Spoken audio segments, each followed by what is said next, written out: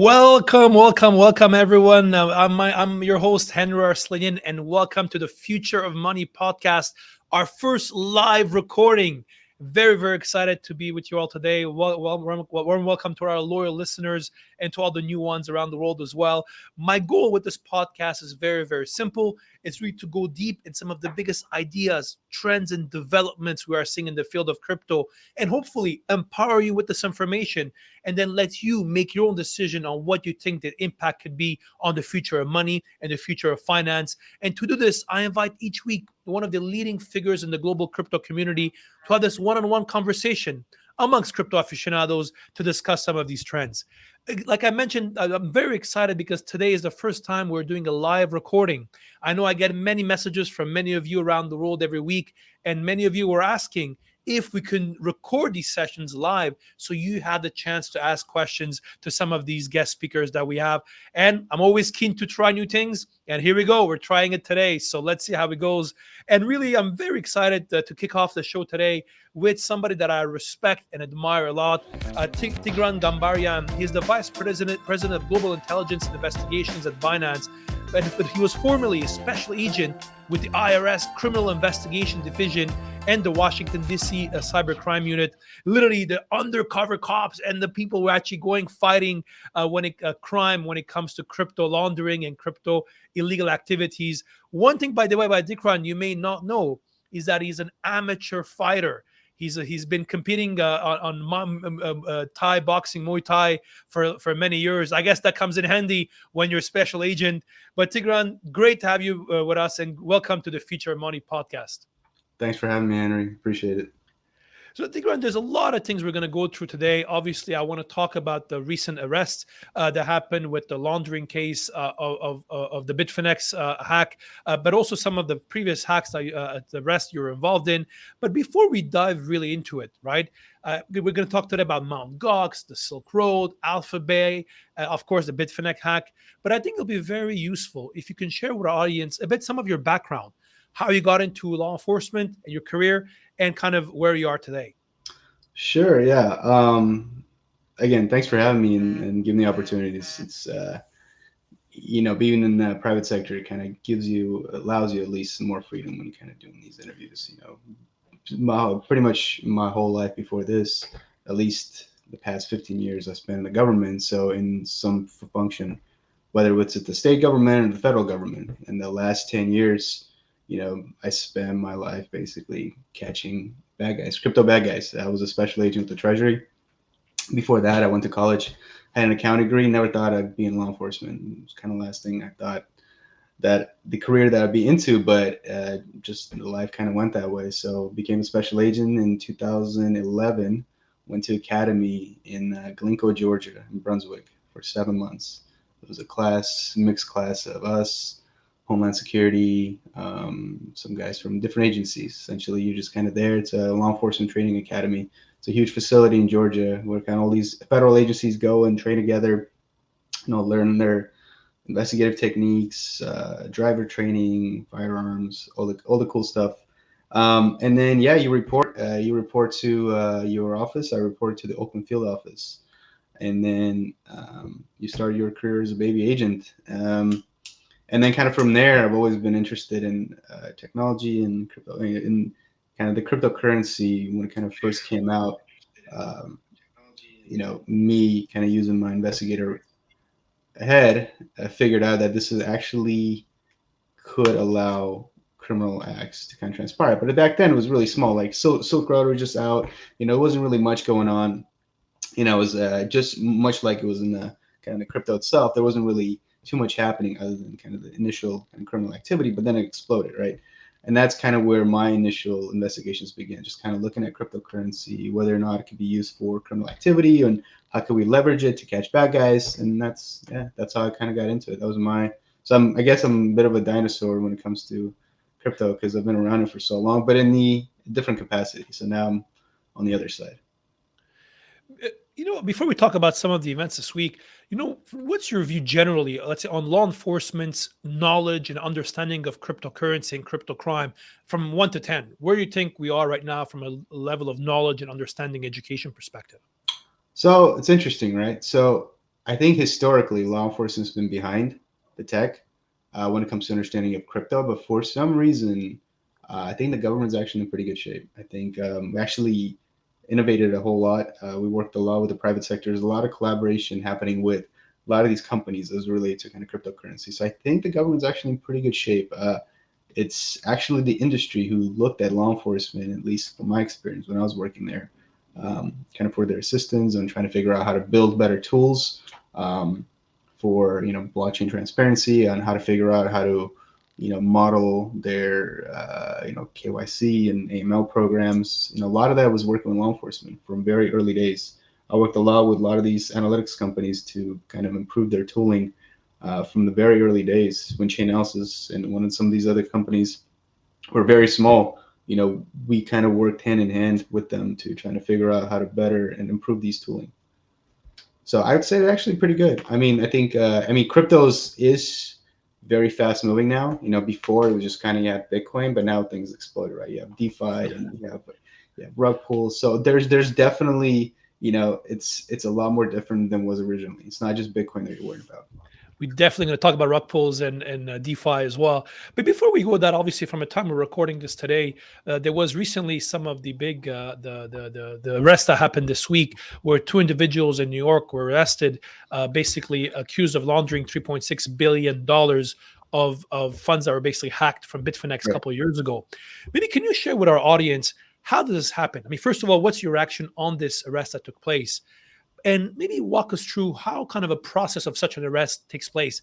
Does it take weeks, months, years? What are the steps involved? Just to put the novices like myself, and I'm sure many of our listeners who are not familiar with law enforcement, and how the process is involved and how does it take place behind the scenes.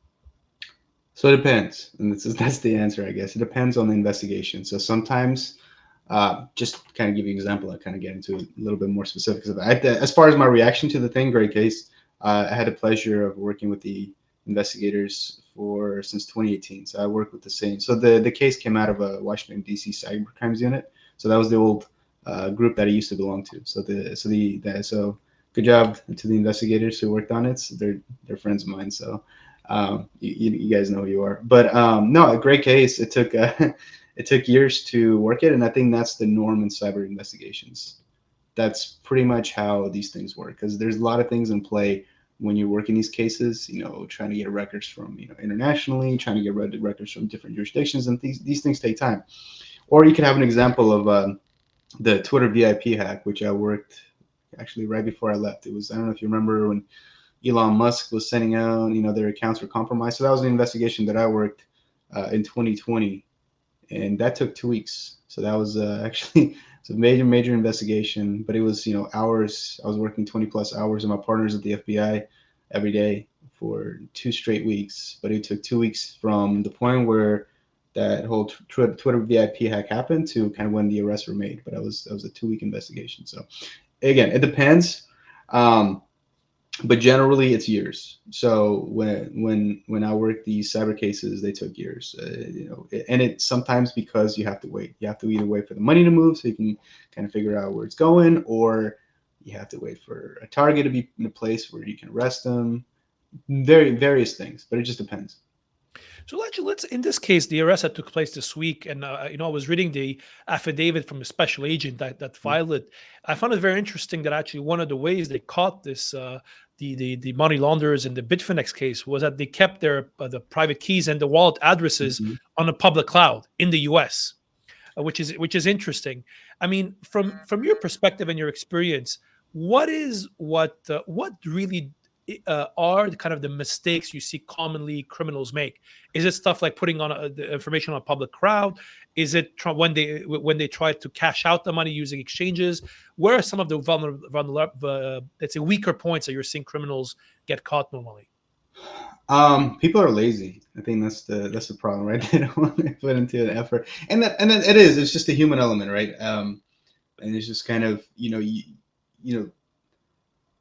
law enforcement only has to get one thing right? So the bad guys can just do everything perfect. The only thing it takes is one mess up, and that's all it really takes. And generally, that's what it comes down to. Ross Ulbricht kept a diary of all this criminal activity in his computer. That probably wasn't a good idea either. But generally, you only need, and it's been the case in a lot of the cases that I investigated, where it's just one screw up on the part of a bad guy, and that kind of what leads them to be identified. Nobody's perfect. You could have the perfect OPSEC for the 1,000 times. You don't screw up, but you screw up that one time. Somehow the VPN falls off, or you somehow put your seeds on the server in the clear without encryption, thing like that. But all it takes is just one mess up, and humans are not perfect, and they will mess up, and law enforcement will identify them. That's just been the case. And again, that's why these things sometimes takes years, because it takes years for somebody to screw up. And Yep. in this case, that's what happened. By the way, for those of you listening live, feel free to ask questions, and I'll make sure I'll get them to Tigran in time, in the right time. One question, Tigran, I think many of our listeners have is, what happens to the seized funds? So in this case, for example, there was around $3.6 billion that was seized. What happens? And there's obviously a lot of, there was Silk Road investigation that was billions were seized, and other cases recently as well. Can you maybe share with us what happens to that money, and Sure. how can it be used? Sure, and again, it depends. So there are two different. So there, the Department of Treasury, and there's the Department of Justice, right? So they both have their treasury, or they have their seized funds, right? So where basically when assets are seized, they go to different funds. If it's a DOJ agency, let's say the FBI is seizing things, it goes to the DOJ fund. In this case, the seizure was by IRS Criminal Investigation, who's uh, part of the Department of Treasury. So whenever IRS seizes funds, they go to the TIA fund, which is the Treasury, the seizure fund. Um, and right now, since they're seized, they're actually not forfeited. The funds are seized right now, and it takes a long process to actually to forfeit the funds that are seized. So right now, the funds are seized pending additional steps that the DOJ has to take in order for funds to be actually forfeited and sent to this fund. Right now, essentially, it's the invest or the adjudication stage of the actual seizure itself. So the funds are going to be staying there. Nothing's going to happen to them. They're going to adjudicate it, both the investigation and the seizure itself. And once it's finalized, it's going to go to the TIA fund, which is the Treasury fund for all these seizures. Which is, for example, when I was involved in the 69,000 Bitcoin seizure in 2020 with my co-case agent back at IRS, those funds are seized. They're seized right now. They're kept with the IRS. They're not even currently forfeited yet. That will happen down the road when things are adjudicated.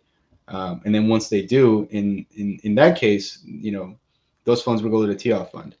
I believe the Bitfinex case is going to be a little different, because those funds were actually traced to a hack of an exchange. So I'm assuming those funds are eventually going to lead to back to the Bitfinex. So I'm sure, and whoever had lost funds in the process. But yeah, that's going to take a lot more time. So I'm assuming there's going to be a lot of litigation going on when it comes to the Bitfinex funds. And Tigran, I mean, a couple of practical questions. And sorry if some of these are stupid, coming from somebody like me who's not an expert in criminal money laundering operations. But I went and read it with actually very interesting detail, the affidavits in the recent Bitfinex case. And one of the things that I found very interesting was really the layering process the criminals went through, right? Mm-hmm. So they had opened multiple exchange accounts. They had, like, they were trying to do KYC. They had all these beautiful stories of how one's boyfriend had gifted them the Bitcoin. And what I found also very interesting, obviously, they were trying to buy gift cards from places like Walmart and hotels.com and Uber and Mm-hmm. PlayStation. And of course, trying to buy gold and other assets. I mean, when you look at the public information on this case, the Bitfinex hack laundering, how sophisticated was this couple when they were trying to launder these assets? Um, I think fairly sophisticated, just based on how many steps that they went through and kind of what the setups that they had used. Definitely, it's up there based on the kind of investigations that I worked, just because how many kind of layers that they took. It just depends, right? Kind of the money laundering's evolved, and I guess this is the method that they used historically. Even crypto money laundering has been kind of I guess evolving as well. Initially, nobody even did it because they thought Bitcoin's untraceable. You don't have to do anything, right? Who's going to follow these numbers on the blockchain? What's it going to lead to? That eventually led to, okay, well, it is pretty transparent. Now you can identify. The companies that came out with analytics tools showed that it could be traced. Law enforcement did investigations even investigations that I was involved in, that we showed that Bitcoin is traceable. So then it changed into something else. Now we have to introduce kind of I guess the Bitcoin tumblers, right? The Bitcoin helixes, the Bitcoin fogs, that were eventually, either went offline and the admins were arrested for money laundering. And then it kind of moved into different other things, right? I think the traditional money laundering techniques also got involved. You have mules, things like that, where um, you had people setting up accounts using fake KYC. Well, not even fake KYC, but just this legitimate people setting up accounts that are part of a mule network and then using that network to launder funds. And in this case, these guys were, using gift cards, setting up, accounts abroad, even U.S. based exchanges. So it's an ever evolving thing. But as far as the methods these guys used, I think every kind of criminal has their own method, and yeah, these guys are pretty good. And I Interesting, mean, even actually. they used, even they took kind of this step further, is that they put deposited the funds into AlphaBay, so they're kind of trying to break the chain even further. Unfortunately for them, AlphaBay was shut down, and once that information becomes available, well, yeah. I want to talk about AlphaBay in a second, but actually, I just want to touch upon one element you mentioned. For example, in this case of the Bitfinex laundering, the criminals were using both Bitcoin and Monero, right? I mean, can you? And I see we have a question from Andrew Hellings on LinkedIn on this specific point. I mean, if let's say, why are criminals still using Bitcoin if it's so traceable? That's my first part. And second part of the question is, are you seeing more criminals use Monero, like was the case in this matter? Why are they using Bitcoin?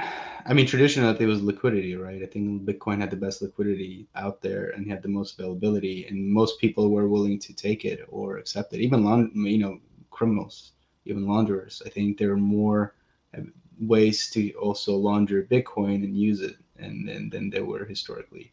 Um, why are they not using more coins? But I think in this case, I believe they did trace Monero, and at Yep. least on some level. So.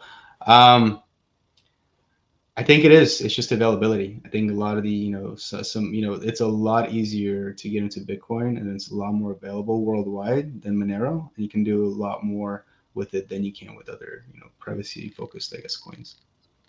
I think that's what was the case before, and has been historically the case. So when we look actually on this point, right? I mean, now criminals are using Bitcoin, of course, with the traceability tools are available. I mean, it's very traceable. Let's face it, right? And you think so for the reason they're still using it is for what? Liquidity, it's ease of use. I'm trying to understand why would they even try to use Bitcoin when you can use Monero and other privacy coins to try to mask it. Well, in this case, I mean, are you talking about just in this case or just in general for In why they general, use actually, yeah, Monero? yeah. Again, I think it's just the availability. Even darknet marketplace, I think they try to move off of Bitcoin, but I think it's still at the end of the day, it's still the most widely used cryptocurrency. So, Interesting. but I think it's just the ease of use. Again, people don't want to go through the trouble of learning Monero or having to set up a Monero wallet and trying to figure out how to use it. And I think but at least from my experience, it's a lot easier because also the support, right? I think a lot more exchanges support Bitcoin and Ether than Monero. So So let's talk about AlphaBay for a second. Of course, what happened in this case, a lot of these criminals were using AlphaBay to try to kind of hide the identity of their proceeds, right? And mhm. of course, the authorities, and I think this is an investigation you were involved in, shut down AlphaBay. To what extent do you think the AlphaBay shutdown played a role here? And let's say from a enforcement perspective, how important was the shutting down of the darknet market AlphaBay? Well, I think at the time, it sent ripples through kind of the dark web. It wasn't just what happened with AlphaBay, but also what happened with Hansa. I think the kind of the strategic way we took down AlphaBay, that's like one of the cases that I was proud to be involved in and worked. Um, I think it did, right. It for a time there really kind of shattered people's trust in the darknet marketplaces. Eventually, I think it has recovered, and I think. Uh, but at the time, I mean, there's a huge kind of ripple that it went through. People kind of realized that the government is a lot more capable and was willing to kind of try different techniques that they weren't in the past. Um, So at the time, it made a huge impact. Again, it's kind of recovered since then, but kind of the darknet marketplaces were kind of a little bit of in a disarray, kind of not knowing what to do next, just because of the kind of the unprecedented action that we took. Uh, I'm sorry, the camera's kind of getting messed up, but the unprecedented action that happened in the AlphaBay and Hansa, especially kind of with the Hansa part of it, where people were kind of tricked into, or the criminals were tricked into going to Hansa and kind of giving up their access and really identify themselves. So no, that had a huge impact. And then also later on, government's ability to kind of seize these data sets and then capture bad guys after the fact, that's also plays a role. So once you shut down these sites, the government uses the data to actually catch the criminals on it. The vendors, the buyers, the administrators. There's still arrests happening from the AlphaBay investigation to this day. There's still investigation or tied to it to this day. In this case, that data was used to identify these individuals, even from the Bitfinex hack. So that's kind of the invaluable thing in these cases is that the data that you're able to obtain. One perception I've always had, Tigran, is that, if you're obviously criminal and as long as you stay in the crypto ecosystem, you can stay, let's say, untraceable for some time. Yeah, we can trace the assets, but we don't know who it is. We're not able to link it up. But obviously, when they try to cash it out, that's where they'll get caught, right? Right. Do you think that's still the case, where the easiest way to catch some of these crooks is when they're trying to off ramp it to fiat into cash? And that's how a lot of them are being identified and being caught. Absolutely. I mean, it's still I mean, at the end of the day, people want to get, they do want to get fiat because not everybody accepts crypto. And I think that's where exchanges, kind of like a Binance, play a role, is by being able to identify, those bad actors. And it is important, kind of having these investigations units, having the AML and KYC in place. I mean, we work with law enforcement and daily to kind of identify these criminals, and it is really important for these exchanges to have this information and use that information to obtain these criminals. Because really, you're going to catch these guys when they're trying to cash it out, and that's been the case. Or you're going to catch them when they screw up. But usually, from my experience, even for all the cases that I've worked, it's usually when they try to get into the fiat world is when they're identified, because you're able to see real world identity, and if they actually have their identity, or you can identify them somehow through their accounts, that's how you're going to catch them. Yeah, I think this is why the KYC element is so important for the development of the industry, especially with centralized exchanges. Which brings back to my next question on decentralized finance. Of course, right now, a lot of these criminals are being caught because they have to access centralized exchanges where Mm-hmm. there's pretty good KYC, AML, and counterterrorism financing and other measures in place. What do you think about DeFi? Do you think more and more criminals are using DeFi platforms right now? And is that something we should see increase over the coming months and years?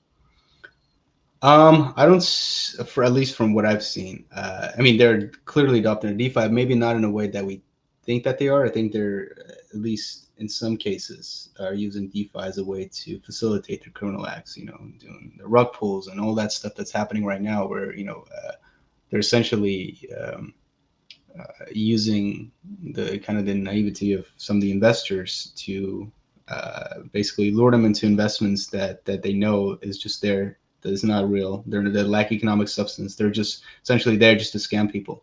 I mean, these things have been going on. It's not new.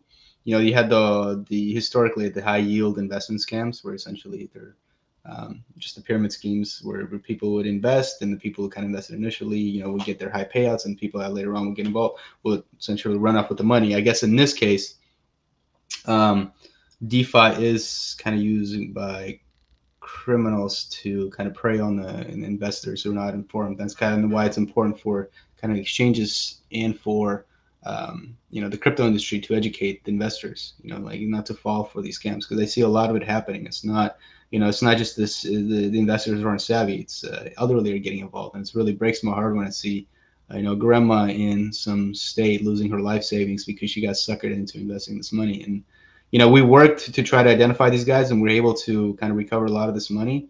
But at the end of the day, they are using DeFi, at least from what I've seen, at least the bad guys. Of course, there are legitimate DeFi projects, but I'm saying there's a lot of that out there where criminals are using DeFi to scam criminals into, just running off their money. And I think that's one of the questions we had from Ashni and Maharaj. It was exactly on these multi-level marketing schemes, right? And I have to say, when I've been looking and following some of these big scams, like the OneCoin scam and many others that took place, it's really sad because it's really everyday people are getting scammed. Often, unfortunately, for many people, this is the first experience they have with crypto, which is obviously a terrible one. But actually, the scams are old school multi-level marketing scams. They have nothing to do with crypto. It just happens they're using the crypto as a vehicle in a way. Yeah, no, I mean, yeah, exactly. Bad guys are always going to adapt and be able to use technology to their advantage, and that's what's happening. It's just an evolution of the old school scam. Exactly. Just like the darknet is evolution of the old school drug dealers, this is just evolution of that. So coming back, this we're getting tons of questions, and I promise for all the listeners, if you ask your question, I promise I'm going to try to make time to get to it. But I want to talk to Tigran about some of the big cases you're involved in. I Sure. will never forget the first time I heard about you. I was on a Cathay Pacific flight from Hong Kong to New York, and I was watching this movie called, I think it was called American Greed.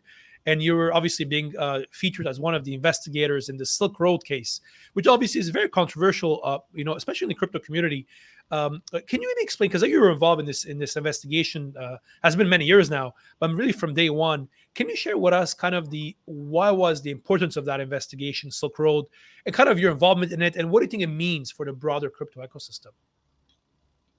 Yeah, Silk Road. It was kind of the first big app for Silk Road. I mean, for Bitcoin, right? It was kind of the it was. I mean, in truth, it Use was. case. It was the first use case for kind of the Bitcoin. It was for its adoption. But look at it now. So no, I mean, look, my involvement in Silk Road. My involvement kind of came on later on in the actual investigation itself. It was when the actual corruption investigation part of it came into play, which was the DEA and the special agent and the Secret Service special agent were involved in the actual investigation out of the Baltimore, because there are two different kind of cases, one from New York and one from Baltimore.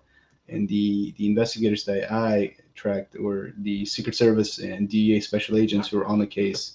One being the DEA undercover agent who had infiltrated Silk Road and kind of had befriended DPR, and it was kind of communicating through it. And there's all kind of crazy stuff going on. There's a ton of articles on it online. You can find it. But what we did in that case, or at least what I did and the prosecutors that I work with, is that we showed that Bitcoin was traceable. That was the first example of Bitcoin, I guess, being used to identify criminal activity. So, before that, it was kind of thought that, you couldn't trace Bitcoin, you couldn't prove criminal acts, you couldn't prove money laundering. But that was the first case where we traced Bitcoin. We were able to identify all the illicit funds that the DEA and Secret Service special agents were kind of stealing from Silk Road. They're extorting DPR, so a bunch of crazy stuff. There was a murder for hire element to it, but that was the first case, and that was kind of the proof of concept that Bitcoin's traceable. We can use it to identify criminal activity, and that was kind of the big bang moment, right? It was just kind of when everybody realized, holy crap, we can do this. And from there, it kind of rose the crypto tracing industry, the chain analysis, the TRMs out there. Actually met the CEO of chain analysis, Michael Groninger, at the U.S. Attorney's Office in 2014. It was with the prosecutor I work with, Catherine Hahn. She's in the venture capital now, but it was kind of my first meeting with him, and he kind of came out there. He showed me the tool. Oh my, look at this! You can trace it. I'm like, yeah, but why would I want to pay for this? There's Wallet Explorer for free on the internet. And and then they went and hired a guy who ran Wallet Explorer. So after that, but again, this is the kind of the first example of Bitcoin being traceable, and it really was kind of the big bang moment for law enforcement. They realized, and then all these cases kind of were possible. So kind of we have Silk Road to now where we're seizing $3.5 billion. So it was just kind of I guess that's the evolution of cryptocurrency investigations. No, and I think that there's been a lot of evolution on that side, like you mentioned, right? Of course, then with Mt. Gox, with AlphaBay. The other one is BTCE, which I think is interesting because BTC obviously has an exchange. The problem that you mentioned, where there's a fiat off ramp, which is what criminals are doing. Can you maybe share with our listeners what was the BTCE case and why was it so important in the development of fighting bad guys in crypto? So that's an interesting one. So so I can talk about as much as I can because the case is still ongoing. And unlike Silk Road, which is fully adjudicated, kind of limits what I can talk about since the administrator, Alexander Vinnick, is still locked up in France. I think he's doing time over there for money laundering. And eventually, you know, he will kind of see, hopefully, come to the United States to kind of face those charges. But that investigation kind of I started working it a long time ago. It was back in the mid 2010s, and it related to not only the money laundering that BTC was facilitating as the criminal complaint and the old affidavit stated. Essentially, they're acting as a money laundering side. Nobody kind of knew who ran it. It was anonymous. Nobody knew who the owners were. Nobody knew where it was located. You know, nobody cared about KYC. It was just kind of this wild west of cryptocurrency. And it was, I think there was a study where close to 95% of all ransomware at the time was being laundered through BTCE. And that's kind of where it came up on our radar. And kind of through kind of the investigation work that we did, through the undercover work that we did identify that there is, complete disregard for AML, KYC, the fact that they're facilitating drug money going through it knowingly. And that's kind of where we were with that case. But on top of that, also the Mt. Gox hack, the funds that were stolen from Mt. Gox were deposited into BTCE, and we were able to trace those funds to the administrator that was then arrested in Greece, in Thessaloniki, when he was arrested over there, Alexander Vinnick. So that's it was a kind of a two-part thing. It was not only that that they were operating illicit exchange, but also they're cleaning money from a major hack, which led to the shutdown of the exchange itself. And Mark Harpelis was doing time. He was being interrogated, and he did time for like a year in Japanese prison over this. Luckily, the investigation that we worked eventually cleared his name. He was able to kind of get out, and I think part of the reason why he was able to be free was because of the BTC investigation. Oh, because I guess you guys were able to prove that the laundering was happening via BTC, not from him directly in a way, right? Which is quite interesting. And right now when you look globally, and there's great questions, and I'll get to it in a second. When you look at globally right now, for example, a lot of these arrests recently, BTCE, for example, even the Bitfinex laundering are related to certain countries. In this case, Russia, for example, right? Mm-hmm.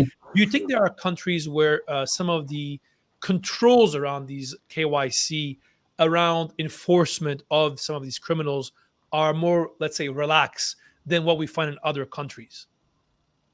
I think every jurisdiction is different. Every jurisdiction has its laws. Every jurisdiction has its own kind of norms, how the financial system functions. Um, I think it's just, but no matter where you are, I think it's important for law enforcement or not to kind of work with exchanges and kind of figure out how they can at least leverage whatever assistance they can provide. I mean, no matter what jurisdiction they're in, I think if you are operating in there, you do kind of owe a duty to kind of do the right thing. But at the end of the day, each jurisdiction has its own way of doing things. Russia has its own laws. China has its own laws. U.S. has its own laws. And if you're going to be operating in those jurisdictions, you have to abide by those laws. Yeah. Okay, let me tackle one or two other questions we got from the audience. One of them from Andrew Hellings, I think, which is a very interesting one about NFTs. I think there was a recent report that came out, I believe, was from Chain Analysis, talking about the level of money laundering that is taking place via NFTs. Mm-hmm. In your opinion, how big is the laundering problem with NFTs? And because obviously this is a big problem in the traditional art world, and NFTs, you can argue, makes it just easier and faster and more efficient. Do you think this is something that we need to pay more attention as a crypto community of the level of bad activity taking place in the NFT ecosystem? So okay, I'll preface it with this. So I myself, as a special agent, did not investigate any crime related to NFTs. I'm not saying that they aren't, and that they're, but I mean, as with any kind of crypto, or as with any financial sector, or any even dealing with arts, people are going to try to kind of use it to. Criminals are going to use it to, if there's a way, criminals will find a way to use it to launder money. So is NFT being used for money laundering? Absolutely. Just kind of knowing what I know about criminals. But do I think it's a huge problem? I don't think so. At least in my experience, I haven't seen a huge problem when it comes to NFTs being used for criminal activity. I think there's definitely hype about it. There's definitely, the market's kind of going crazy about it. It's the new thing that people are kind of going wild over. But I myself did not see, at least as an investigator and as kind of currently the role that I play, a huge amount of NFT being used for money laundering. Is it being used? I guarantee you it is. How much of it? I can't say. But at the end of the day, it's still crypto related, right? Whatever tools there are in place to identify criminal activity on a blockchain, there's going to be the same thing for NFTs. So, And I presume at one point when they get rid of his NFTs, they need to convert it to ETH or BTC, whatever, to try to go and convert it to fiat, anyways, right? So there's a nexus there. I mean, you talk about your current role, Tigran. I think it would be very interesting for our audience. Currently, you're the VP of Global Intelligence and Investigations at Binance. Can you share about what does somebody in that role do? And related to that, how advanced are crypto exchanges today when it comes to tracing some of these bad guys and trying to put some of these bad guys out of their own platforms? okay, so the first one, what role do I play? So I, along with my team, kind of basically do what we did before in law enforcement, except now we're on the private sector. We're still there to kind of keep Binance and its customers safe. If there are accounts being used for criminal activity, that's something that we don't want on the platform. And we work with law enforcement if we do identify it. But we also work to secure kind of the platform itself, Binance, and not only Binance, but kind of the whole crypto ecosystem. If even if there's a rug pull that doesn't affect Binance, it's completely unrelated. We still try to jump on a case and identify if there's anything we can. The investigation team that we have built is second to none. By far, that we have the best investigators in the industry, and this is coming from me, who's worked with the industry since 2012, 2013. I know who's out there. I respect everybody out there, but Binance right now currently has the best investigators in the industry. But again, even with the latest thing that came out, it was the Squid token. Then there was a kind of blog post that came out identifying how we were involved in identifying some of the criminal activity that happened. That we were able to identify people related to the rug pull itself, and we did. So even though Binance was not involved, we were able to kind of follow the case, identify the criminal activity, and then refer it over to law enforcement. So we're just kind of play a weird role where we're not only investigating things related to kind of the criminal activity on the platform, but also trying to secure the larger, I guess, Bitcoin ecosystem. So. And actually, can you maybe share with our audience the rug pulls? Because what you mentioned with Squid coin or whatever it was called is a very good example.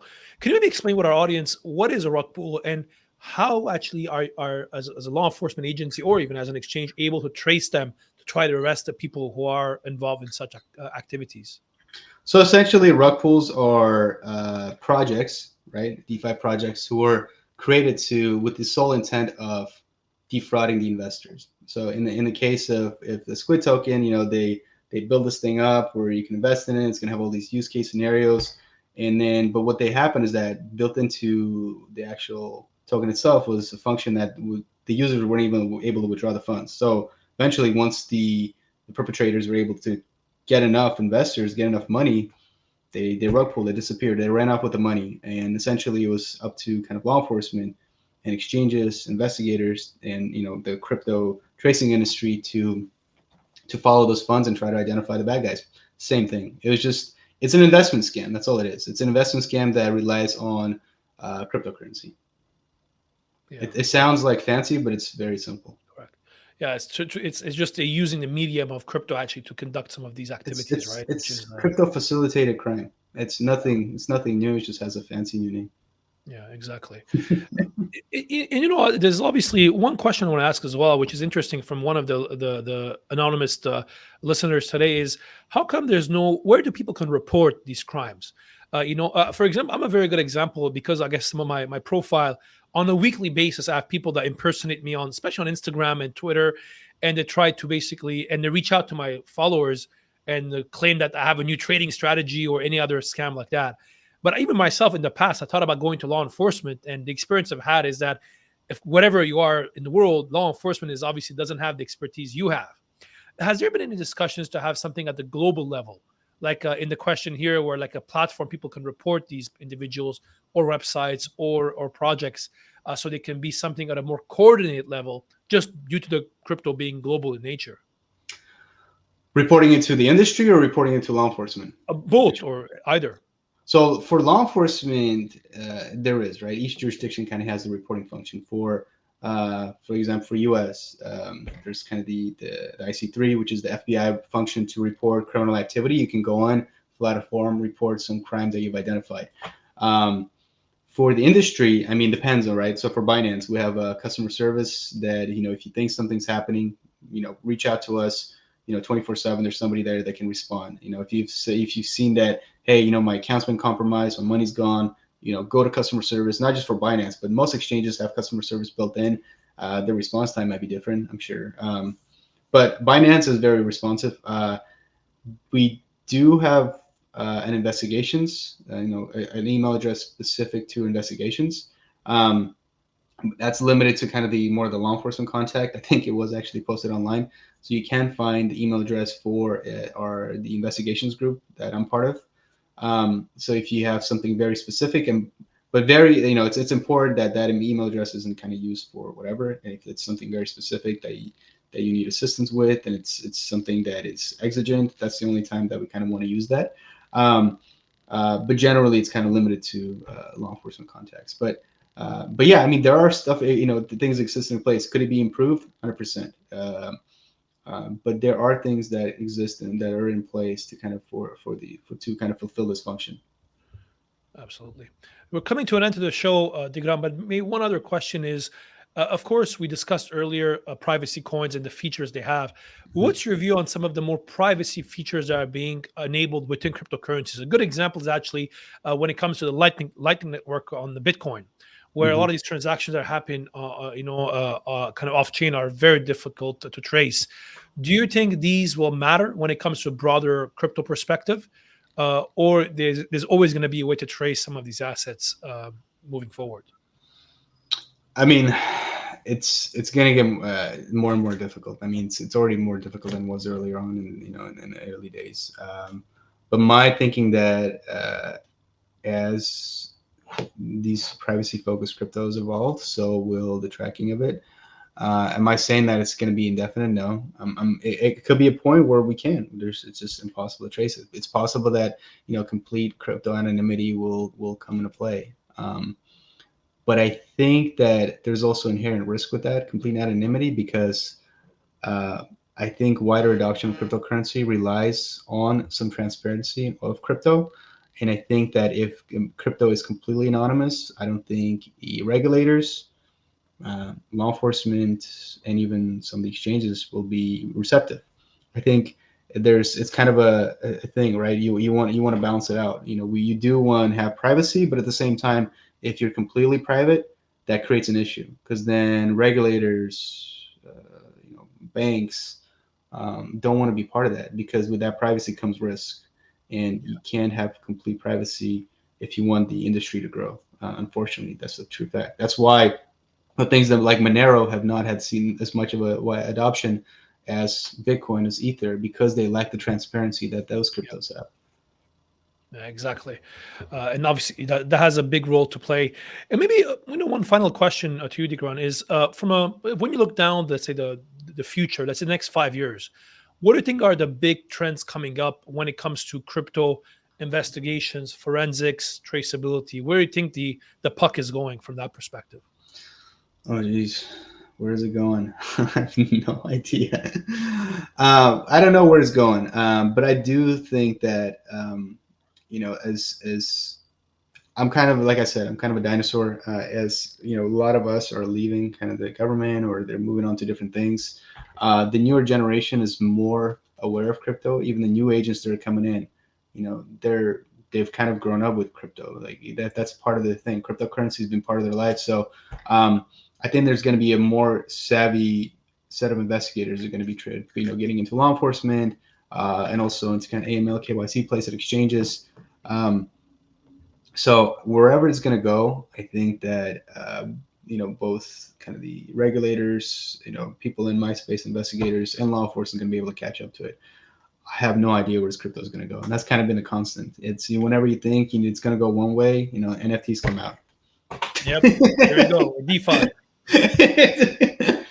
I just miss Bitcoin days. I think many of us in the crypto community and who believe in the growth of the ecosystem. Actually, we there's a lot of us working very hard at building the future of money, building the future of finance. And unfortunately, like any other industry, there are some bad apples, and these are the bad apples that tend to give a bad name to the industry. And like the arrest we saw this week with the Bitfinex hack laundering is a very, very good example, right? So I think thank you for your service, actually, and you and your previous colleagues who work on some of these cases, who really try to kind of get rid of these bad apples. I think I speak on behalf of the the crypto community, really for thanking you for your service and for the work you guys have been doing there.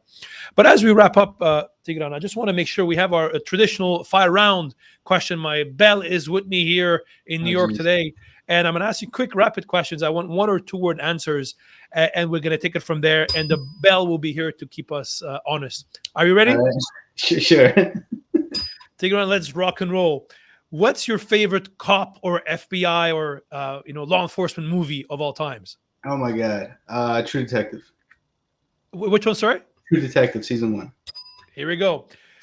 How realistic is Cops, the TV show? How much you think it's actually realistic and reflects what happens in real life? Oh, law enforcement is a mess. It's super realistic. Best James Bond movie.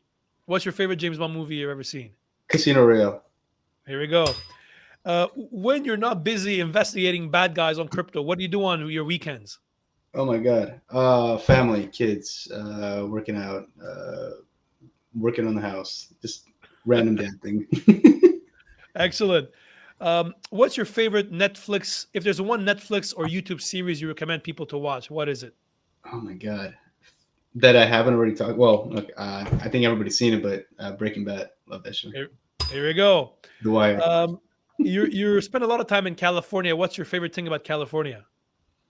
Oh my God, the food, the weather in some parts, not in Fresno where I'm at, so, but the nature, everything you can do. You got everything. You got the oceans, you got the mountains. Yeah. One piece of advice for anybody who wants to get into crypto, law enforcement, or investigations or forensics.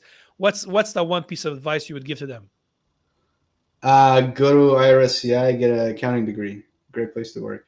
Interesting. Accounting degree. That's interesting. It helps a lot, I guess.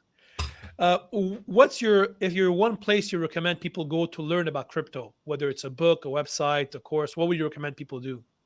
Oh my God. Where's the book? As far as books, Fistful of Bitcoin, I think it was the paper that came out that kind of led to the whole adoption of kind of blockchain analytics, clustering. I think that's the name of the book. Go read it. It's a good article. There we go. And the last question: if you could have lunch or dinner with one person, dead or alive, who would have that person be? My wife without the kids. True spoken. The couple days before Valentine's Day. Here we go. What a gentleman there. I think it was great having you. Where can people find you? Where can people learn more about you or get in touch with you? I'm on LinkedIn. Also, yeah, just reach out if you need to. You can email us at the investigations. I'm not going to leak it out here just because I don't want to get bombarded. But you through Henri, you message Henri. LinkedIn probably the best way from that perspective. Well, thank you very much, everybody, for listening today. Again, this was our first live recording session. We wanted to make sure we have a chance for many of you to ask questions. If you like the show, by the way, for those of you listening to this via the podcast, make sure to give a 5-star rating.